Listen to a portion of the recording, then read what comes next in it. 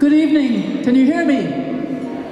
Good, because I'm delighted to be here in St. Patrick's Cathedral, which is famous in Ireland, famous in Dublin, but I've never seen it like this before. I've never seen it looking so friendly and hospitable and being a place where people can meet and enjoy themselves. So thank you, St. Patrick's Cathedral. Thank you, Kelly Birmingham, and thank you all of the people who got together, as we've heard, in planning for this very first evening welcome dinner on International Refugee Day.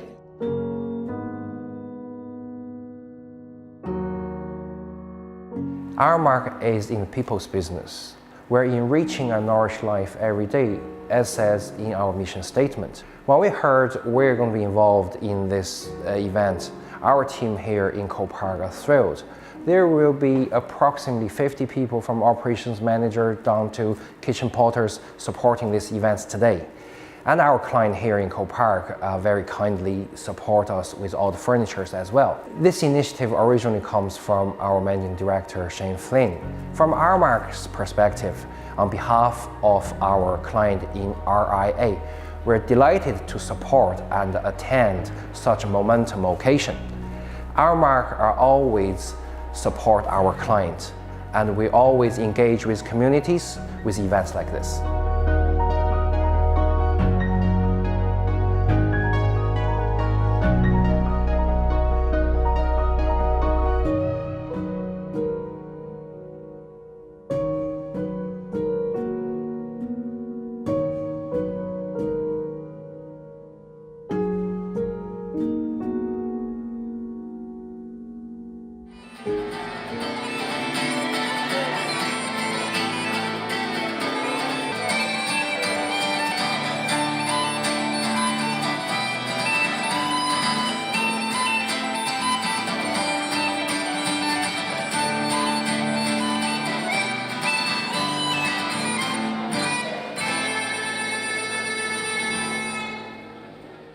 We're Layla, Ghufran and Mavis.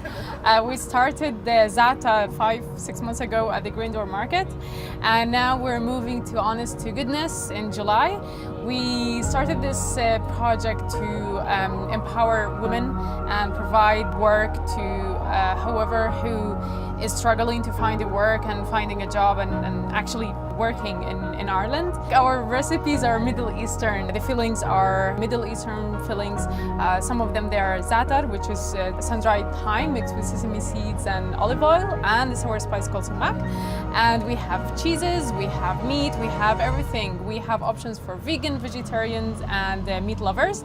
We also have sweets. So we thank the UNHCR to provide this lovely spot. A lot of people actually came and they tried it and they were really nice to us and they loved it. So hopefully we can continue with the project and empower women and provide delicious Middle Eastern recipes. My name is Yvonne Kenneth and I'm the Chief Executive of GASHCA, the President's Award. The President's Award is a self-development programme for young people aged 15 to 25. It's been around for more than 30 years and it's a very popular programme. More than 25,000 young people register to take part in the programme every year. Or why we're here at today's special event, both to promote GASHCA, the President's Award as a programme for young people to get involved in, but also because we have a special relationship with St. Patrick's Cathedral. So the Cathedral's Community Fund supported GASHCA to develop the programme and to bring it to young people living in direct provision. So we were delighted that last year a number of young people living in direct provision received their GASHCA award directly from President Michael D. Higgins. We're working on a broader project now to bring the programme to a greater number of refugees in Ireland. When St. Patrick's Cathedral approached us a number of months ago now and told us that they were interested in hosting an event like this, we were delighted to collaborate with them. We thought it was a very powerful gesture to mark World Refugee Day, and also it coincided with our own plans to initiate the first Refugee Food Festival, which is happening in 14 restaurants around the country, and also today in a direct provision centre in Cork. So the idea of a welcome dinner, I think, is a really powerful gesture of solidarity to mark World Refugee Day. A wonderful way to show solidarity to those who have come into our country. And I want to think about the pleasure to share a meal with the courageous women, men and children. And I met so many of you this evening from so many different countries, from Syria, from Nigeria, from Zimbabwe, from Sudan, and many, many other countries, who've risked so much to seek a safe and secure life for themselves and their families. The cathedral has really been absolutely memorable. Level of work by Kelly Birmingham and her team, by the cathedral staff, and the whole organisation of it has really been most uplifting, most encouraging, and is such an important statement, I think, to not just Irish society, but to the human global society as well. I've been with the Cathedral since April 2017, and I met with various team members in the Cathedral throughout the first couple of weeks. Ken happened to mention, as the assistant cathedral manager, that he'd been in Trastevere and wanted to do something to exemplify what they were doing out there for people who are homeless. And I said, yeah, that sounds really nice. We were talking about the fact that they open up and they have food, and it's kind of like what was done in the GPO around New Year's Eve. And this was last May, actually, May 2017. We decided there and then in the conversation, yes, let's do it, it's a good idea. People just came on board, and it just culminated in a fantastic celebration of welcome for people who live in the direct provision centres. Today we thought of organising a fashion show just to show our strength in living in direct provision. So we organized the fashion show in the way to show people how the theme is, the way we thought that the theme will be for us today.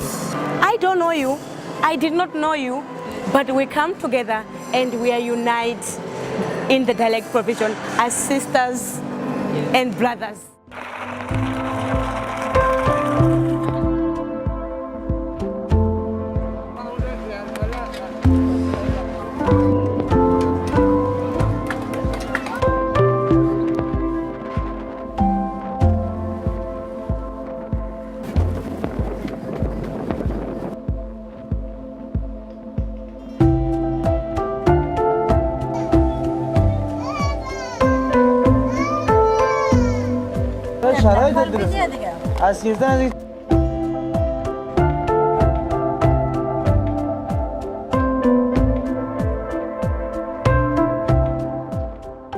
Whether we like it or not, we are now living in the biggest movement of people in the whole of human history. Reasons for this are well known: climate change, economies, economic struggle, conflict, of course, and particularly globalization. Well, we had been looking forward greatly to World Refugee Day. St. Patrick's is a place of enormous welcome, a place which is all-inclusive, a place of great friendship here.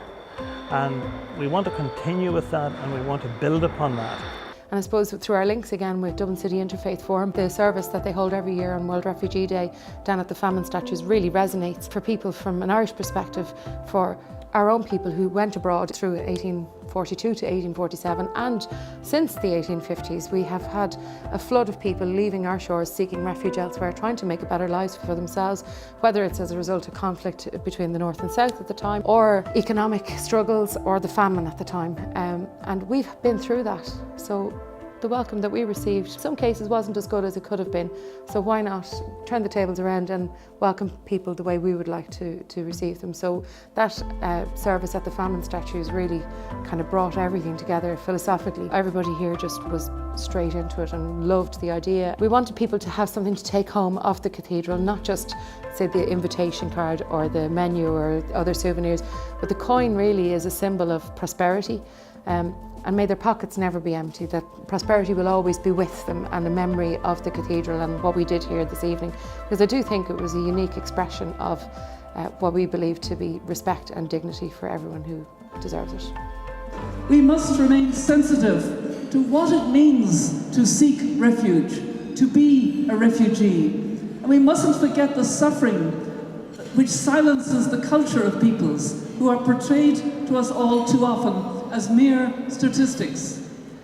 In Ireland, the terrible realities of our famine on Goethe Moor come to us as nightmare images. The bailiff, the famine wall, the eviction, the workhouse, the coffin ship. How ready are we to see that the bailiff and the workhouse and the coffin ship have equally terrible equivalents in other countries for other peoples at this very moment? How willing are we to negotiate those past images into the facts of present-day suffering, of people looking to Ireland for hope, and thus treat them with the care and dignity they deserve? And how much time do we take to listen to the voices of those in direct provision? And we need to make it easier here in Ireland for people to live their full lives with their full culture and their full sense of themselves. So I hope everybody will have a wonderful and memorable evening. But let us also remember we still have work to do here in Ireland to make it the real home that it should be. Thank you very much.